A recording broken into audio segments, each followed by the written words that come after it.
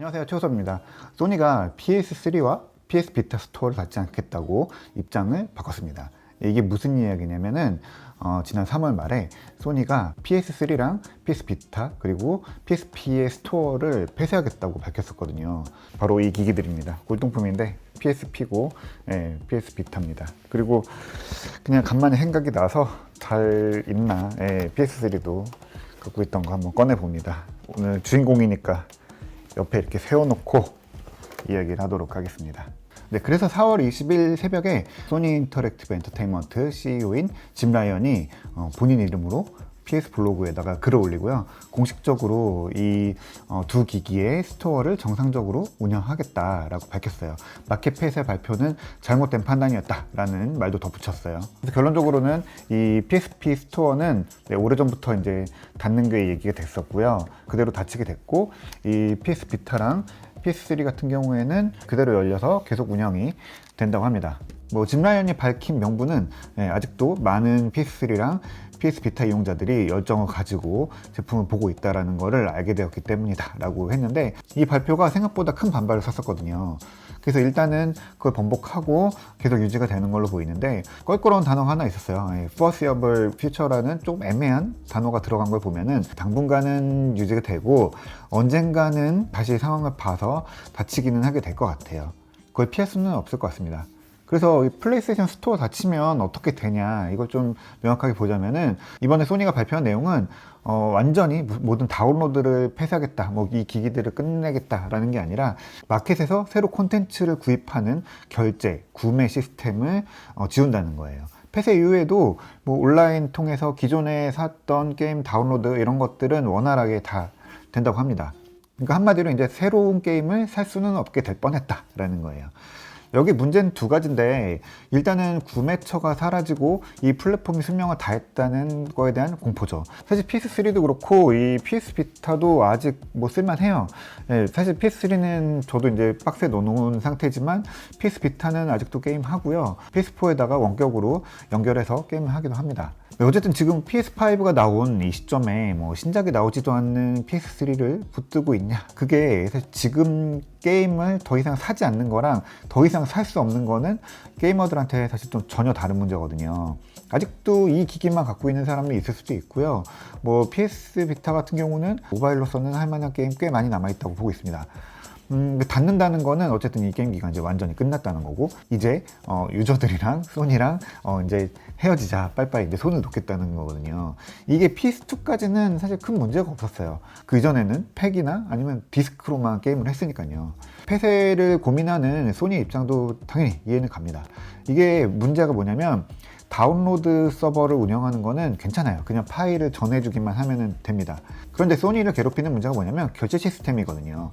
보안이나 결제 서비스를 고르는 것 같은 구매 관련 시스템은 계속 업데이트를 해줘야 돼요. 왜냐하면 그쪽으로 해킹이 들어올 수도 있고 또 구매 서비스가 계속 바뀌잖아요. 그런데 판매가 원활하게 이루어지면 별 문제가 없죠. 그냥 계속 팔리는 만큼 수익이 나고, 그러니까 유지가 되는 거예요.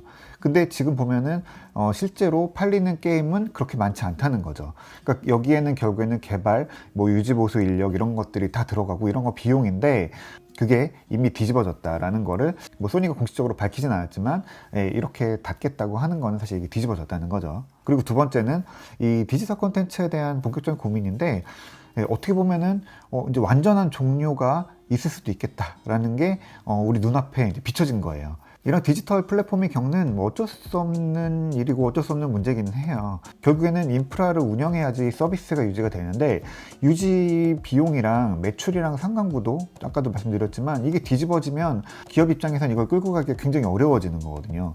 그리고 어쨌든 신제품으로 지금 PS4, PS5로 사람들이 옮겨가고 있고, PS3는 점점 줄어들고 앞으로 더 줄어들 거잖아요. 그럼 언젠가는 여기에 대한 서비스를 포기해야 되는 단계가 오는 거죠. 그게 첫 세대가 바로 이 PS3입니다.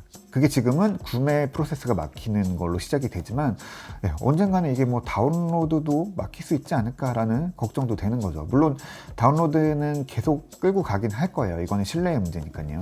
그리고 이번에도 스토어 폐쇄에도 다운로드 계속 간다고 소니가 발표하기도 했죠. 소니를 못 믿는 건 아니지만 언젠가는 같은 이유로 다운로드도 닫힐 수 있거든요. 영영 닫히지 않는다라고 보장할 수는 없죠. 그리고 게이머들이 불안해하는 거는 이유가 또 있어요. 지금 이야기 나오는 것 중에 하나가 PS3의 CMOS 배터리 문제거든요. 컴퓨터 조립해 보신 분들은 아실 거예요. 메인보드 보면은 이렇게 조그만 동전만한 전지가 하나 꽂혀 있어요. 그 전원으로 CMOS라는 그 정보를 기록하는 작은 칩을 구동을 합니다. 그래서 보통 컴퓨터 내부에 시계가 이걸로 돌아가요. 근데 그 전지는 수명이 있습니다. 몇 년 지나면은 죽어요. 그래서 뭐 5년에서 한 10년 정도면은 그걸 갈아 껴야지 계속 쓸 수 있습니다. 아니면은 컴퓨터를 켤 때마다 시계가 다 날아가죠. 경험해 보신 분들도 있을 거예요. 플레이스테이션도 이 안에 이제 P램이 들어있어서 그 안에 여러 정보들을 담아놓고 배터리를 통해서 전원을 공급합니다. 그런데 여기에 인증이 같이 더해지는 거거든요. 배터리가 이제 다 돼서 죽은 PS3나 PS4를 켜면은 기기는 켜지는데 꼭 한 번은 그 플레이스테이션 네트워크 연결해서 시간을 인터넷으로 맞춰야지 게임이 실행이 됩니다. 이게 시간을 정확히 체크하는 것도 있지만 그 사이에 어떤 인증이 한번 일어나는 것 같거든요. 그게 안 되면은 게임이 실행이 안 됩니다. 온라인 게임은 다 실행이 안 되고요. 심지어 플레이스테이션 4는 디스크도 실행이 안 돼요. 지금이야 이게 별 문제가 없지만 PS3가 또 언젠가 PS4나 PS5가 PSN에 접속을 할 수 없게 된다거나 하면 어떻게 될까요? 내가 산 게임들이 싹 날아가는 겁니다. 그 열쇠를 우리가 아니라 소니나 마이크로소프트나 아니면 스팀 이런 유통사들이 쥐고 있는 거거든요. 사실 이 문제는 생각보다 저는 좀 심각하게 보고 있어요. 이게 우리가 이제부터 계속 겪기 시작할 문제이고 갈등이기도 합니다.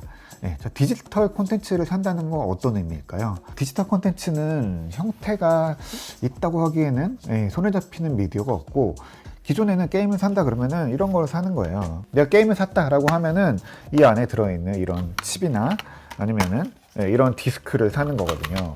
그래서 디스크를 갖고 있는 게 내가 게임의 소유권을 갖고 있는 것 뿐만이 아니라 이제 게임을 할 수 있는 권리를 갖게 되는 거죠. 그러면 게임을 산다는 건 뭘까요? 이게 나한테 결국에는 소유권이 생긴다는 거잖아요.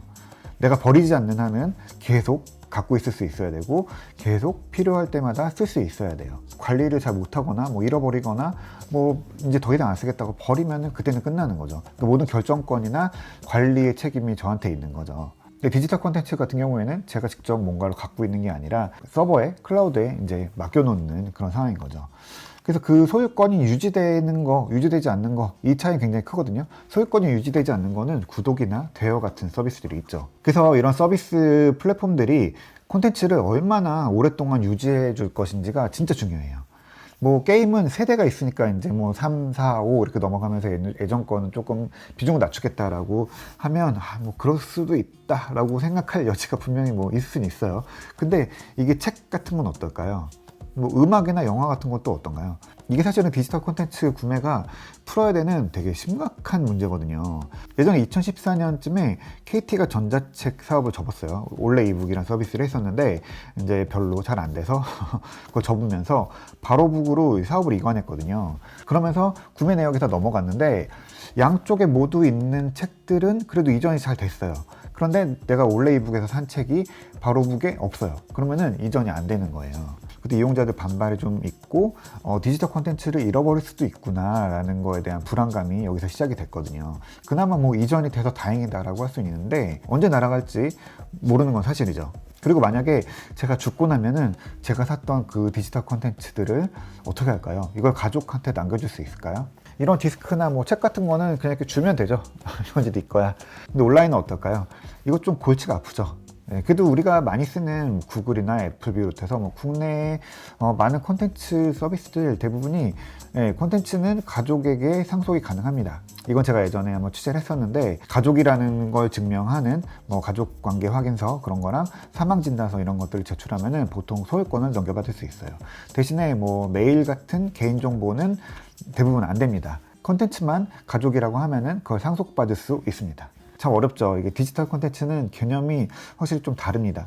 그래서 요즘에 이런 것들을 영원히 유지시켜줘야 되는 책임에서 좀 벗어나기 위해서 구독이나 아니면 대여 같은 서비스들이 조금씩 성장해 오는 것 같거든요. 뭐 이번 일도 소니가 잘못했다라고 하기는 좀 애매해요. 이게 언젠가는 우리가 겪어야 되는 일이기도 하고 고민해야 되는 일입니다. 일단은 소니가 폐쇄를 한 발 늦춘 걸로 우리가 같이 생각할 시간을 벌었고요. 또 모두가 합리적으로 받아들일 수 있는 온라인 플랫폼 콘텐츠의 존속을 이젠 좀 본격적으로 고민해야 될 시기가 온 게 아닌가 싶습니다. 뭐 고작 게임 갖고 그래, 옛날 그래픽 떨어지는 옛날 게임 가지고 아직까지 그걸 붙들고 있니? 라고 할 수도 있는데, 사실 이거는 모든 콘텐츠에 달린 일이기도 해요. 그리고 게임이라고 해서 무시할 게 아니라 게임도 누군가에게는 추억을 떠올리는 되게 중요한 콘텐츠이기도 하고요. 영화나 책 이상의 가치를 주는 콘텐츠로 떠오르고 있죠. 그리고 요즘에 보면은 뭐 고전 게임이 막 수백만 원, 막 수억 원, 얼마 전에 마리오가 막 몇 억에 팔렸죠. 뭐 그런 요즘에 레트로 열풍 같은 거 보면은 이게 콘텐츠가 또 그만큼의 자산 가치를 가질 수도 있다라고 볼 수도 있거든요. 그래서 디지털 콘텐츠의 가치 이제 어떻게 지킬지 여러분도 한번 생각해 보시면 좋을 것 같습니다. 네, 저는 이 문제가 드디어 이제 시작돼서 되게 흥미롭게 지켜보고 있고요. 되도록이면은 이 콘텐츠 플랫폼 회사들이 이걸 고민을 해서 오랫동안 이 콘텐츠들을 유지시켜 줄 수 있는 방법을 좀 고민해 줬으면 좋겠습니다. 이게 마이크로소프트는 또 다른 방법으로 접근을 하고 있거든요. 재밌어요. 그래서 그 얘기도 다시 한번 이야기하도록 하겠습니다. 네, 오늘 이야기는 여기까지 하겠습니다. 네, 게임들 참 많이 샀는데 요즘에는 거의 디지털로 사고 있기는 한데, 그래도 이런 일들을 보면은 디스크로 게임을 사야 되겠구나 라는 생각을 또 하게 되는 그런 사건인 것 같습니다. 네, 오늘 이야기는 여기까지 하겠습니다.